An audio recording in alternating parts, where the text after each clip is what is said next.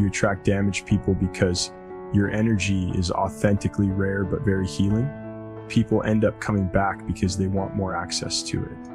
That's why you must value your time and your energy immensely. Stop being the jumper cables to people who have the energy of dead car battery. They will literally drain you. Everything is always impossible until someone does it. Maybe it has never been done before. That's perfectly fine with me. But I'm gonna do it. If you have any fraction of self-discipline, the ability to not want to do it but still do it, that's the most powerful thing in the world. And in a very competitive world, people tell you, you're broke. Hey man, look at your box. You broke it.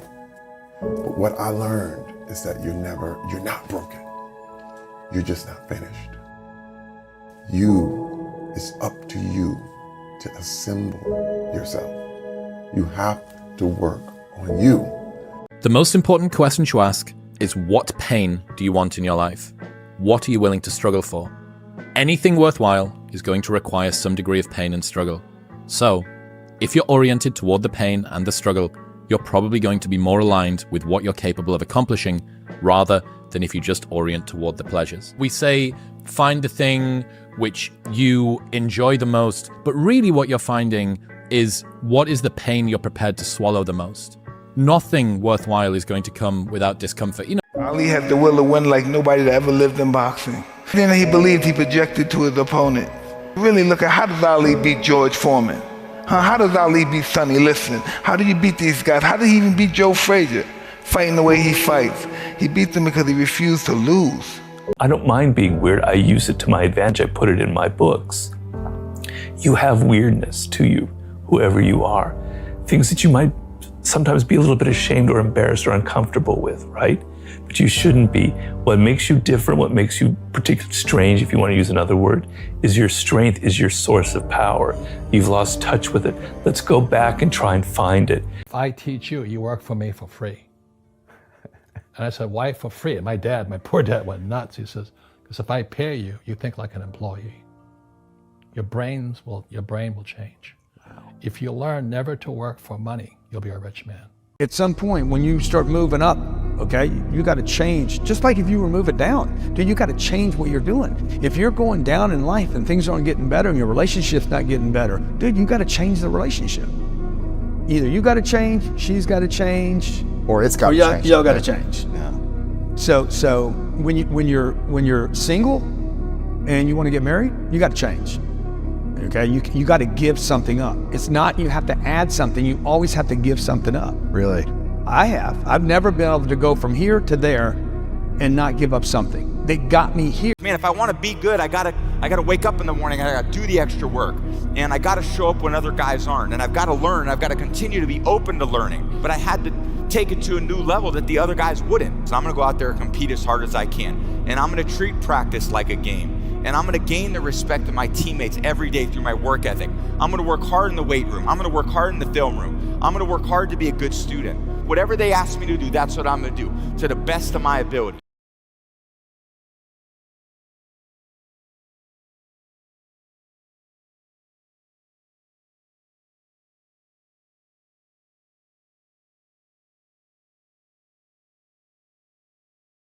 Think for more. You don't have to be just this. When you take that kind of action, that kind of step of following your gut and your intuition, taking that step, whatever it is, the universe has a funny way of meeting you halfway. Do you have any advice to men that are getting older and becoming chronically aware of that? Yeah, lift weights, do jiu-jitsu, go for runs, stretch out, eat good, stop drinking. It's pretty straightforward. If you don't use it, you're going to lose it. Every day that you don't do work, you're going backwards. And it definitely will hurt you, and it'll show up.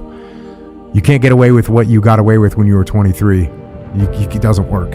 You have to stay ahead of it. I love this question, which is, what would you do if you weren't afraid? And I love thinking about that when I'm thinking about big life decisions. Like, what would I do if I weren't afraid? And it's usually like the big one. the bigger thing that I really want to do, but I'm afraid to do it. It's like, that's what I should do. I will never wish for fewer epic stories at the end of my life. And I've never regretted failures. I've always regretted things that I didn't try.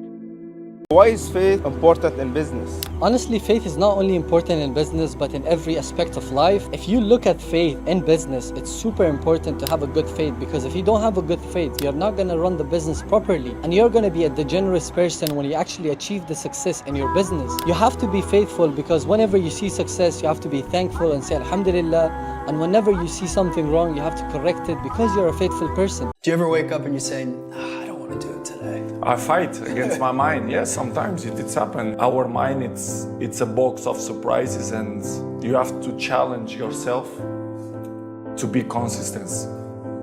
I repeat, sometimes it's hard. It's what many people say, you like to go to the gym every day. Of course no. It's not true. Nobody likes to go to the gym every day. But you have to do it. Obsession's gonna be talent every time. You got all the talent in the world, but are you obsessed? Is it all you ever think about? Let's face it, it's you against you out there. When you walk on that court, you have to think, I am the best guy out there. I don't care if LeBron's playing. So let me ask you again. Do you love this game? Yes. Is there a newborn kitten purring in here right now? I couldn't hear you. Do you want to be in the NBA? Yes! Never back down. I love Magic the Gathering. I love Lord of the Rings.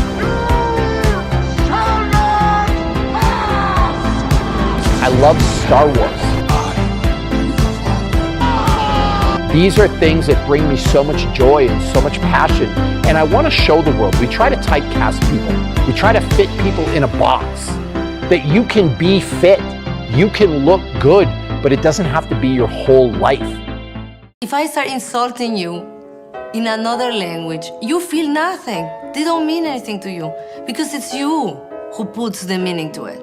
Me, I know what it means, but it doesn't matter how hard I scream them to you. You might start laughing.